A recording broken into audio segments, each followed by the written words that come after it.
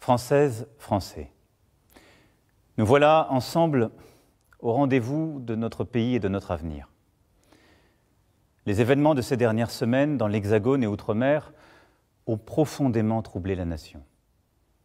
Ils ont mêlé des revendications légitimes et un enchaînement de violences inadmissibles. Et je veux vous le dire d'emblée, ces violences ne bénéficieront d'aucune indulgence. Nous avons tous vu le jeu des opportunistes qui ont essayé de profiter des colères sincères pour les dévoyer. Nous avons tous vu les irresponsables politiques dont le seul projet était de bousculer la République, cherchant le désordre et l'anarchie. Aucune colère ne justifie qu'on s'attaque à un policier, à un gendarme, qu'on dégrade un commerce ou des bâtiments publics. Notre liberté n'existe que parce que chacun peut exprimer ses opinions, que d'autres peuvent ne pas les partager, sans que personne n'ait à avoir peur de ses désaccords. Quand la violence se déchaîne, la liberté cesse. C'est donc désormais le calme et l'ordre républicain qui doivent régner. Nous y mettrons tous les moyens, car rien ne se construira de durable tant qu'on aura des craintes pour la paix civile. J'ai donné en ce sens au gouvernement les instructions les plus rigoureuses. Mais au début de tout cela, je n'oublie pas qu'il y a une colère, une indignation. Et cette indignation, beaucoup d'entre nous, beaucoup de Français peuvent la partager.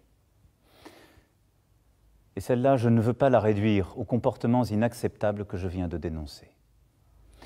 Ce fut d'abord la colère contre une taxe, et le Premier ministre a apporté une réponse en annulant et en supprimant toutes les augmentations prévues pour le début d'année prochaine. Mais cette colère est plus profonde. Je la ressens comme juste à bien des égards, et elle peut être notre chance. C'est celle du couple de salariés qui ne finit pas le mois et se lève chaque jour tôt et revient tard pour aller travailler loin. C'est celle de la mère de famille, célibataire, veuve ou divorcée, qui ne vit même plus, qui n'a pas les moyens de faire garder les enfants et d'améliorer ses fins de mois, et n'a plus d'espoir. Je les ai vues, ces femmes de courage, pour la première fois disant cette détresse, sur tant de ronds-points. C'est celle des retraités modestes, qui ont contribué toute leur vie et souvent aident à la fois parents et enfants et ne s'en sortent pas. C'est celle des plus fragiles, des personnes en situation de handicap, dont la place dans la société n'est pas encore assez reconnue. Leur détresse ne date pas d'hier. Mais nous avions fini lâchement par nous y habituer. Et au fond, tout se passait comme s'ils étaient oubliés, effacés. Ce sont 40 années de malaise qui ressurgissent. Malaise des travailleurs qui ne s'y retrouvent plus, malaise des territoires, villages comme quartiers, où on voit les services publics se réduire et le cadre de vie disparaître, malaise démocratique, où se développe le sentiment de ne pas être entendu, malaise face au changement de notre société, à une laïcité bousculée et devant des modes de vie qui créent des barrières, de la distance. Cela vient de très loin, mais c'est là. Maintenant. Sans doute n'avons-nous pas su depuis 1 an et demi y apporter une réponse suffisamment rapide et forte. Je prends ma part de cette responsabilité. Il a pu m'arriver de vous donner le sentiment que ce n'était pas mon souci, que j'avais d'autres priorités. Je sais aussi qu'il m'est arrivé de blesser certains d'entre vous par mes propos. Je veux ce soir être très clair avec vous. Si je me suis battu pour bousculer le système politique en place, les habitudes, les hypocrisies, c'est précisément parce que je crois plus que tout dans notre pays et que je l'aime. Et ma légitimité, je ne la tire d'aucun titre, d'aucun parti, d'aucune coterie, je ne la tire que de vous, de nul autre. Nombre d'autres pays traversent ce mal-vivre qui est le nôtre. Mais je crois profondément que nous pouvons trouver une voie pour en sortir tous ensemble. Je le veux pour la France, parce que c'est notre vocation, au travers de l'histoire, d'ouvrir ainsi des chemins. jamais exploré pour nous-mêmes et pour le monde. Je le veux pour nous tous, Français, parce qu'un peuple qui se divise à ce point, qui ne respecte plus ses lois et l'amitié qui doit l'unir, est un peuple qui court à sa perte. Je le veux aussi, parce que c'est en pressentant cette crise que je me suis présenté à votre suffrage pour réconcilier et entraîner, et que je n'ai pas oublié cet engagement et cette nécessité. C'est d'abord l'état d'urgence économique et sociale que je veux décréter aujourd'hui. Nous voulons bâtir une France du mérite, du travail, une France où nos enfants vivront mieux que nous. Cela ne peut se faire que par une meilleure école, des universités, de l'apprentissage et des formations qui apprennent aux plus jeunes et aux moins jeunes ce qu'il faut pour vivre libre et travailler. L'investissement dans la nation, dans l'école et la formation est inédit, et je le confirme. Nous voulons une France où l'on peut vivre dignement de son travail. Sur ce point, nous sommes allés trop lentement. Je veux intervenir vite et concrètement sur ce sujet. Je demande au gouvernement et au Parlement de faire le nécessaire afin qu'on puisse vivre mieux de son travail dès le début d'année prochaine. Le salaire d'un travailleur au SMIC augmentera de 100 € par mois dès 2019, sans qu'il en coûte 1 € de plus pour l'employeur. Je veux renouer avec une idée juste, que le surcroît de travail accepté constitue un surcroît de revenus. Les heures supplémentaires seront versées sans impôt ni charge dès 2019. Et je veux qu'une vraie amélioration soit tout de suite perceptible. C'est pourquoi je demanderai à tous les employeurs qui le peuvent de verser une prime de fin d'année à leurs employés. Et cette prime n'aura à acquitter ni impôt ni charge.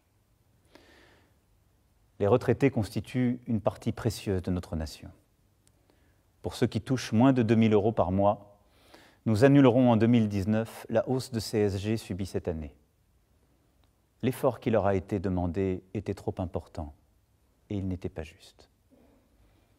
Dès demain, le Premier ministre présentera l'ensemble de ses décisions aux parlementaires. Mais nous ne devons pas nous arrêter là. J'ai besoin que nos grandes entreprises, nos concitoyens les plus fortunés, aident la nation à réussir. Je les réunirai et prendrai des décisions en ce sens dès cette semaine. Je sais que certains voudraient, dans ce contexte, que je revienne sur la réforme de l'impôt sur la fortune. Mais pendant près de 40 ans, il a existé.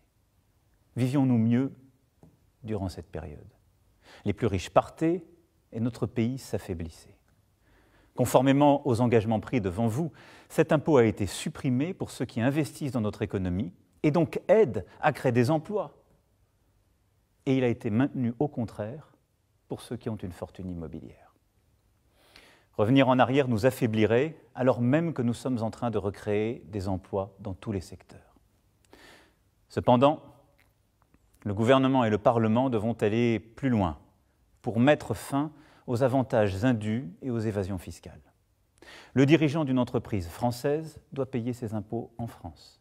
Et les grandes entreprises qui y font du profit doivent y payer l'impôt. C'est la simple justice. Vous le voyez, nous répondrons à l'urgence économique et sociale par des mesures fortes, par des baisses d'impôts plus rapides, par une meilleure maîtrise des dépenses plutôt que par des reculs. J'entends que le gouvernement poursuive l'ambition des transformations de notre pays que le peuple a choisi il y a maintenant 18 mois. Nous avons devant nous à conduire une réforme profonde de l'État, de l'indemnisation du chômage et des retraites. Elles sont indispensables. Nous voulons des règles plus justes, plus simples, plus claires et qui récompensent ceux qui travaillent. Mais aujourd'hui, c'est aussi avec notre projet collectif que nous devons renouer, pour la France et pour l'Europe. C'est pourquoi le débat national annoncé doit être beaucoup plus large. Pour cela, nous devons avant toute chose assumer tous ensemble tous nos devoirs. Le devoir de produire pour pouvoir redistribuer, le devoir d'apprendre pour être un citoyen libre, le devoir de changer pour tenir compte de l'urgence de notre dette climatique et budgétaire. Pour réussir, nous devons nous rassembler et aborder ensemble toutes les questions essentielles à la nation. Je veux que soient posées les questions qui touchent à la représentation, la possibilité de voir les courants d'opinion mieux entendus dans leur diversité, une loi électorale plus juste, la prise en compte du vote blanc, et même que soient admis à participer au débat des citoyens n'appartenant pas à des partis. Je veux que soit posée la question de l'équilibre de notre fiscalité, pour qu'elle permette à la fois la justice et l'efficacité du pays. Je veux que soit posée la question de notre quotidien, pour faire face au changement climatique, se loger, se déplacer, se chauffer. Et les bonnes solutions émergeront aussi du terrain. Je veux que soit posée la question de l'organisation de l'État, de la manière dont il est gouverné et administré, depuis Paris, sans doute trop centralisé depuis des décennies, et la question du service public dans tous nos territoires. Je veux aussi que nous mettions d'accord la nation avec elle-même sur ce qu'est son identité profonde, que nous abordions la question de l'immigration. Il nous faut l'affronter. Ces changements de fond, qui demandent une réflexion profonde et partagée, imposent un débat sans précédent. Il devra se dérouler au niveau national. Dans nos institutions, chacun y aura sa part. Gouvernement, assemblée, partenaires sociaux et associatifs. Vous y aurez votre part. Je veux en assurer moi-même la coordination, en recevoir les avis, pour rendre ainsi le pouls vivant de notre pays. Mais un tel débat n'est pas seulement affaire de représentants institutionnels. Il doit se dérouler aussi partout sur le terrain. Et il est des interlocuteurs naturels des citoyens qui doivent en recevoir les demandes et s'en faire les relais. Ce sont les maires. Ils portent la République sur le terrain. C'est pourquoi je rencontrerai moi-même les maires de France, région par région, pour bâtir le socle de notre nouveau contrat pour la nation. Nous ne reprendrons pas le cours normal de nos vies, comme trop souvent par le passé dans des crises semblables, sans que rien n'ait été vraiment compris et sans que rien n'ait changé. Nous sommes à un moment historique pour notre pays. Par le dialogue, le respect, l'engagement, nous réussirons. Nous sommes à la tâche et je reviendrai m'exprimer devant vous pour vous rendre compte. Mon seul souci, c'est vous. Mon seul combat, c'est pour vous. Notre seule bataille, c'est pour la France. Vive la République. Vive la France.